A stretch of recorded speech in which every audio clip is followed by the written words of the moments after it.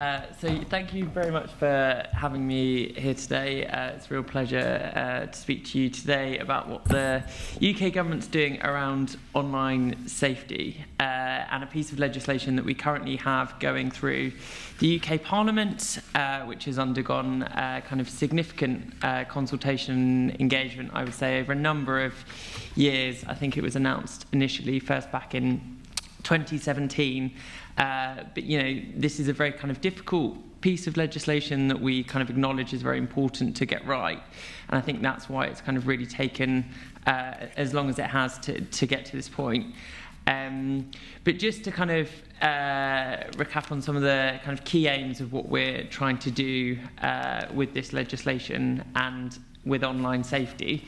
We know as the internet has grown and more people do have access to the internet, that there has been a growing kind of proliferation of, you know, harmful content online, from the very extreme, the likes of child sexual exploitation and abuse material and terrorist material, to content that is particularly harmful to certain groups. So children, for example, so children being able to readily access pornography and other harmful content, content that, you know, such as cyberbullying or content that might depict certain behaviour, such as self-harm in a positive light. So what we're trying to do is to ensure that really that companies and social media platforms in particular are held to account for, you know, what happens on their platforms. So this is not about putting in place a very kind of prescriptive, one-size-fits-all kind of response to, you know, what we know is a very complex issue, but it's about ensuring that platforms do put in place appropriate and what we would call proportionate systems and processes to address some of the harms that we see online. So predominantly, and one of the key aims of the bill is around protections for children, and that's where we'd say the strongest protections in the bill are. But also, we want to address the proliferation of illegal content that we know perhaps isn't always being picked up kind of systematically or particularly effectively by platforms a lot of the time. And also what we want to do is really kind of enshrine freedom of expression and freedom of speech as well, and ensure that when platforms are putting in place content moderation policies, that they do have freedom of expression as a key consideration. So there will also be, for the kind of largest and highest risk platforms, an overarching duty to consider transparency, accountability, and freedom of speech. And what that really means is that they will want, kind of when they're putting in place appropriate systems and processes, making sure that they are kind of really upholding what they say they're going to do in their terms of service. So at the moment what we're doing is we're seeing very kind of inconsistent and arbitrary application of policies and procedures online. You know, we're seeing the over-removal of content, the under-removal of content, often where, you know, that content isn't in breach of a platform's terms of service. So we want to ensure where they do have those terms of service, that they're being applied in a consistent and also effective way.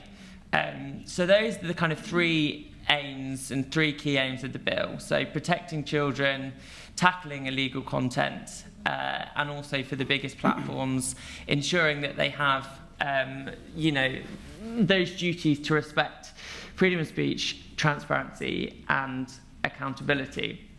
So what does this actually mean in practice? So particularly with regards to children, we'd expect platforms to look at the likelihood of, you know, how likely it is that children are going to access their platforms.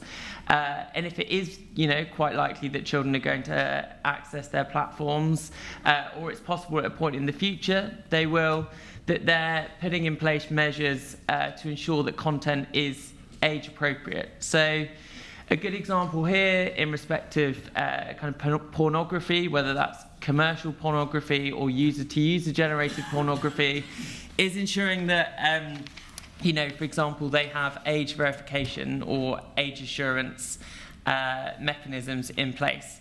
So that is to prevent, you know, people who are underage, whether that be for pornography under the age of 18, but also for other age-inappropriate content that the government will set out clearly, that the UK government will set out clearly in legislation, that they are ensuring that the experience that young people have online is appropriate.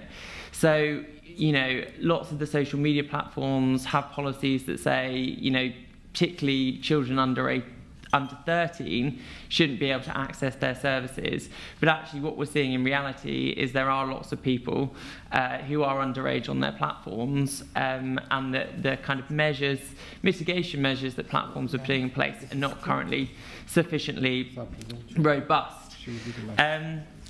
We know that you know, this is going to be a very difficult task to enforce and regulate, and that's why we've put an already established regulator in the UK's Office for Ofcom, communications regulator established in the UK, with responsibilities to enforce the regime, and we've given them quite strong powers.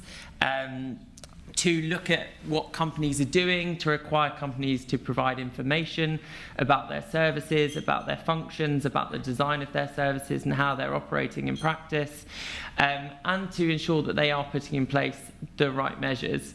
And so Ofcom will be leading what we kind of call implementation of the regime, which, you know, we will start to see coming into place over the next couple of years once the bill has received royal assent in the UK Parliament, which we hope and expect to be in the coming months.